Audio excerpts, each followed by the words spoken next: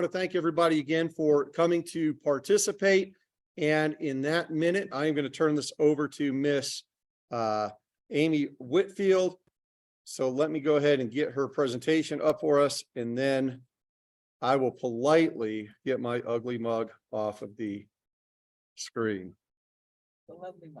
Oh, one last thing. If you are inside the venue and you want to ask a question or whatever, about every other table has a small microphone on it, just so you guys, so we can hear, and that'll also translate pretty nicely over to the, over to the, I don't know what I'm doing here. If we just click that right there. I can't even click right now. There we go. This one? This one. She is? Yep. Okay. All right. So hang on one second. I got to go back. All right. So thank you all for bearing with me. Let's get the screen share up. And for this, I'm going to give it over to Miss Amy Whitfield. I say that as I struggle to find the right one. There we go. Miss Amy, thank you so much. Thank you. All right. Thank you. Well, I'm super excited to be here in Gallup, and thank you guys so much for giving me some of your time today. I'm also really excited that you have this housing summit. This is one of the things that we have been thinking is super necessary in local communities throughout the state. And for this to be one of an annual event that you all have, you are far ahead of many of our local communities here in New Mexico. So just want to really congratulate you all on that. And thank you for giving me some time for you today. So if I start getting long-winded, please feel free to just say, hey, wrap it up, right?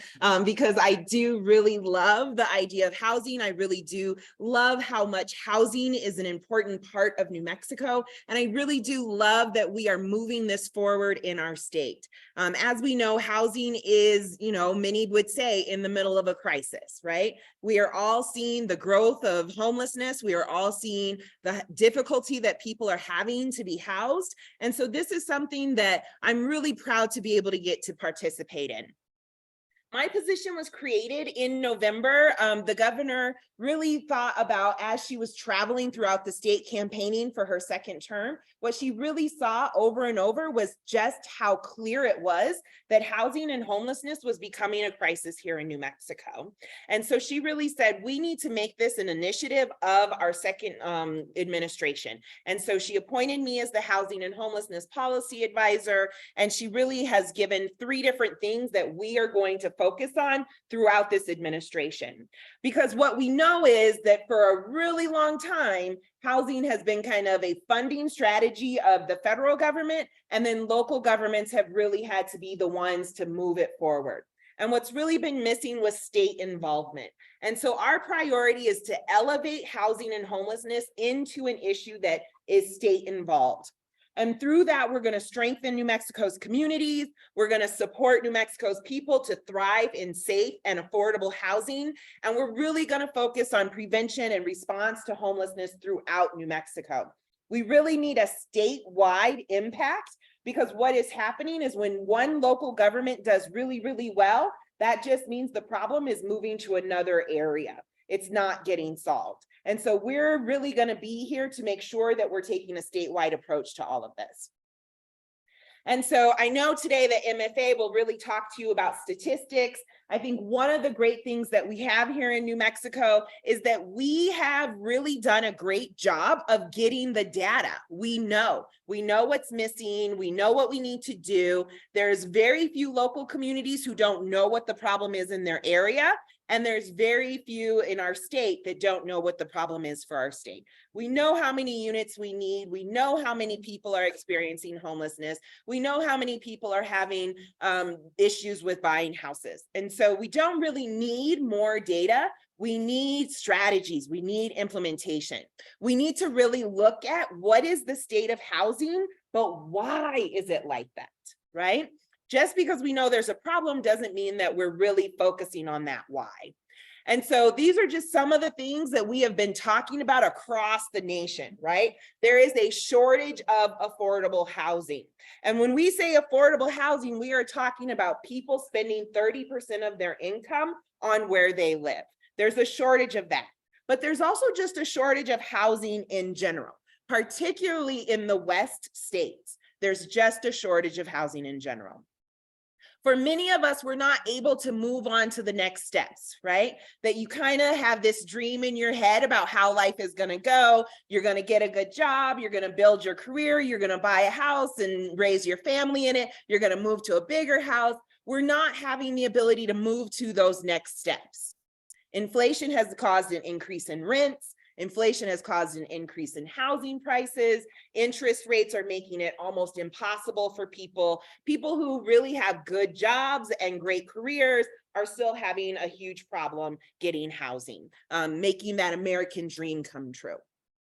We're also seeing an increase in homelessness, right? I don't know anyone who is not perplexed by what they're seeing publicly, right? What is happening visibly. And still there's an increase in homelessness that we're not seeing. We're not seeing how people are living in hotels. We're not seeing families that are bunking up 3 or 4 families to a house. We're not seeing people who are paying 60 to 70% of their income on rent. And so that they're just eking by, not really able to get anything through, not really able to make those choices around food and mortgage, food and rent. And then we also know that homelessness increases our general costs of what it costs to run a city, right? The health costs, the education costs, the public safety costs, all of those things. And so that as we increase homelessness, we're also increasing the amount of money that we're paying on those crucial social services. And as probably all of you know, all of this, the lack of housing, is stunting our economic growth throughout our state. We're not seeing businesses that should come to New Mexico come because they're not seeing the ability to make their workforce happy in our state. And so we have to talk about what are the unique New Mexico factors that are really about this story on housing and the impacts of housing. One of the things that we have found, and probably all of us know, New Mexico is amazing, right? It is a great place to transplant. It is a great place to raise your family. It is a great place to retire. It's just a great place. Unfortunately, during COVID, so many other people from other states figured this out too, right? And so what we've really had is that as telework has grown, people have said New Mexico is a destination place, right? Warm weather, outdoor recreation, great property tax, all of those things. If you're a retiree, it's a really good tax situation too. This is really bringing people in. And we love that. We want to grow New Mexico. And at the same time, what is that doing to our housing stock? What is that doing to our housing prices? And so while this is a great thing, it's also something that is a unique factor to us here in New Mexico, definitely to us throughout the Southwest. And we want to make sure that we are building for that, right? That we also have a housing shortage and a development shortage, right? We are seeing, because we have this amazing, huge rural state, that development is also difficult, right? That the cost of rural development is much more expensive than urban development, and there's not the federal funding to back it up as much, right? That we really have this lack of ability to get federal funding because many of our local communities are not at the density level that it takes to get that large federal funding pockets, right? And then also here in New Mexico, we have a lack of the ability to grow and expand because so much of our state is federal land and state land reserves, right? And so there's not a ton of ability to say, we'll just keep sprawling out. Also, because New Mexico is so amazing, we have this huge increase in short-term rentals, right? Airbnb, VRBO, all of those things are really impacting the amount of rental units that we have in our state. We also have aging homes and aging infrastructure, right? For those of you who really want to get down into the nitty-gritty, talk about our water lines and our sewer lines and our broadband and all of that stuff, and it all really contributes to our ability to develop here. And then one of the two sad things that we also have to really mention that are, really a huge factor here in New Mexico is that we have a high rate of substance use, right? Many of our local communities are acknowledged throughout the nation as having the highest rates of some substance use, right? And then we also have really high rates of serious mental illness. And then on top of that, many of our communities are in disaster areas, right? There's a high risk of wildfire, there's a high risk of floods. And so this can have something to do with our housing stock as well. And so all of the, oh, that's 2 slides. You don't need this. So all of those things have really resulted in what Jason has put on your table there for you all to look at. Where are we at when we talk about economic success and economic rankings? And so this is one of those statistics that, none of us want to look at, because it's one of those things when we say what's going on with New Mexico, we're always at the bottom, right? And so you can see here from this that Gallup is at 532 out of 543. That is something to really be upset about, right? And especially because it's a downward trend that, in 2022, you were at 507, 2021, you were at 474. So what's happening that you continue to go down in those economic rankings, right?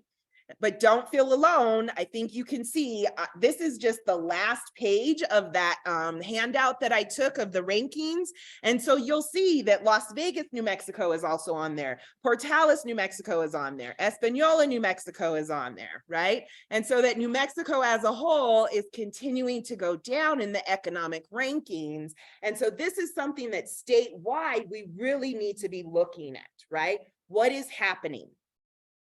And so what we want is we need creativity. We need to make sure that what we are doing doesn't follow the norms. We have unique factors here in New Mexico. And so we want to take those unique factors that are making us go down in economic ratings and saying, how can we show people that these are great things, right? How do we make sure that we're saying, let's fill in the gaps that the federal government hasn't done. Let's fill in the gaps that local communities haven't quite got to. We want to make sure we're doing creative solutions, and we want to make sure that we're spreading them throughout the state so that there's not one local community that's thriving and rising, that all of those communities that are low in the economic ratings can thrive and rise together. So what are some of the things that we want to look at, right? Also, that Jason put on your table there is the report on the economic rankings, right? One of the things that they talk about is bringing in industry. And there are ways for you to grow your own, and there are ways for you to attract some new. And this is one of the things that New Mexico is doing really, really well right now, right? We have created the Opportunity Scholarship, which means more and more of our citizens can go to college, right? And it doesn't have to be 4-year school. It can be about going into the trades. And so we can really create programs at the local level that say, what does your community need? If it needs a building workforce, there's college paid for them to go and do that, right? If it needs plumbers, if it needs engineers, there's a way for us to do that.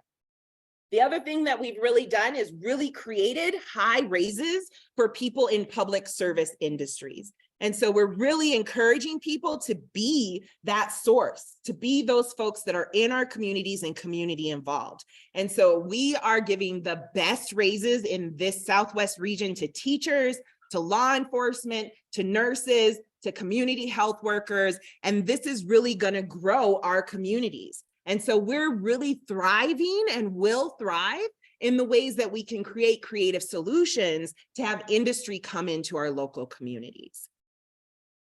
The other thing we have to start thinking about is we have in the housing world fought and said, not in my backyard, right?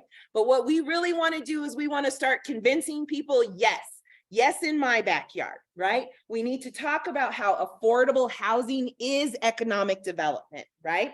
If you have affordable housing in your community, you can bring in industry.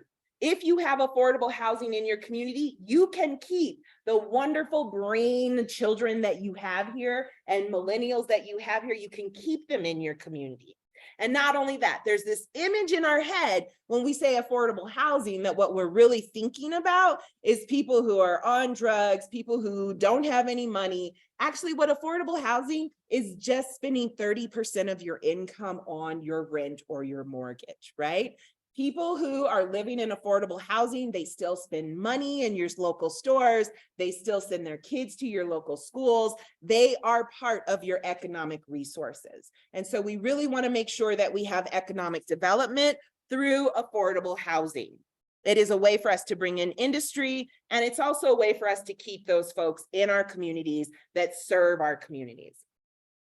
And this is really true because we talk a lot about trickle down and trickle up is what we need. We need people moving on to next steps, right? We need people who are renting to be able to move into home ownership. We need people who are owning an entry level to move into larger houses. And we need people who are in larger houses to move into these luxury homes that we love to see built as well. Right? We want to make sure that every single person in your local community is able to move into the choices that they want to have.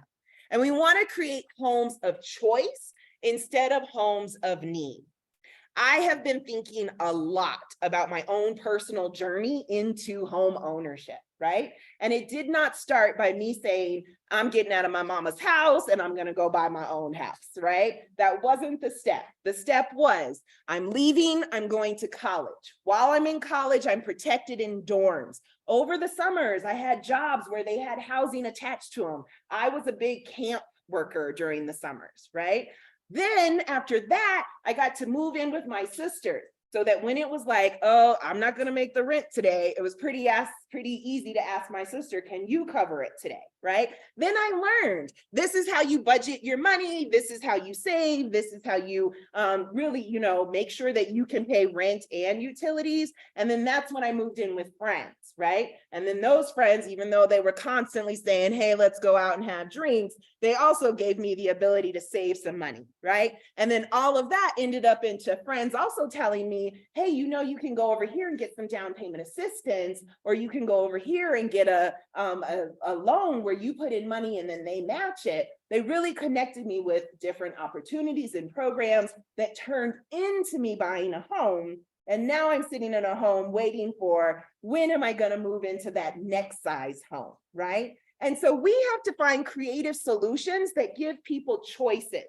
And when we do things like use vouchers, when we do things like connect people in our school systems to financial literacy, all of these things really contribute to making sure that everyone has that creative step to move into home ownership.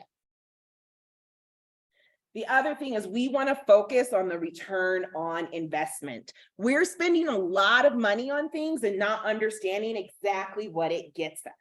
The two areas that I want you to focus on is what's the return on investment when you give social services, and what's the return on investment when you braid funding through public-private partnerships or by bringing in federal dollars, right? We really want to know. We do know that a lot of folks in our system are experiencing things and they cost a lot, but that if we can really create those social services, make sure that they are preventative and healing at the same time, the return on investment is pretty amazing to make sure that we then can have those folks reducing the amount of time that we're spending on public safety, education, and healthcare, right?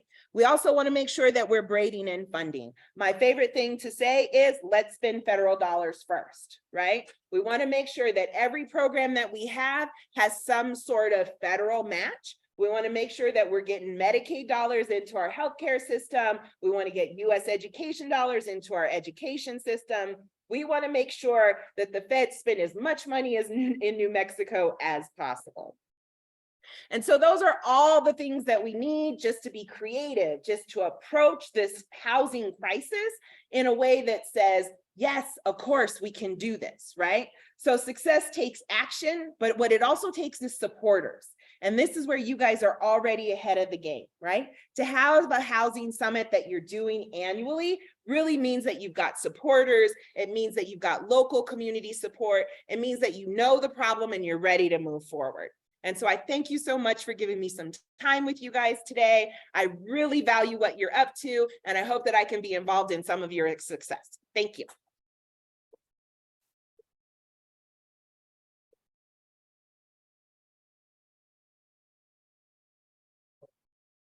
You're coming up next, Tammy. All right. Jason. Sir. Can we ask any questions? Yes, and actually that's a great lead in before we let Amy off the hook. Yes. And guys, keep in mind, if you've got questions locally, internally, or at the venue, excuse me, there's a microphone which we can all hear. And if you have questions out in virtual land, go ahead and type them in the chat box. We'll get you unmuted and then we can get you asking the questions. So does anybody have any questions for Miss Amy Whitfield? Brett, obviously. Brett always has questions because he's a thinker.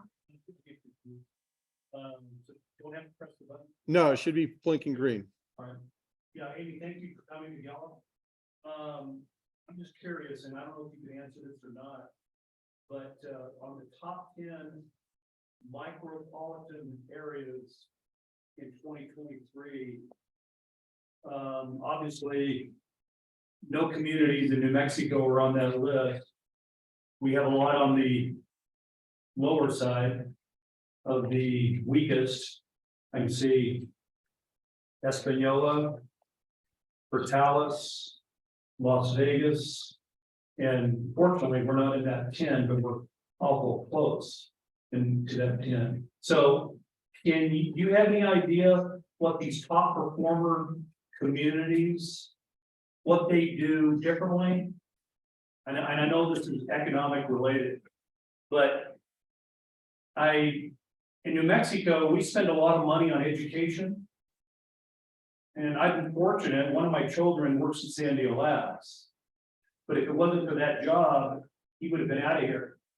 And then my daughter lives in East Texas.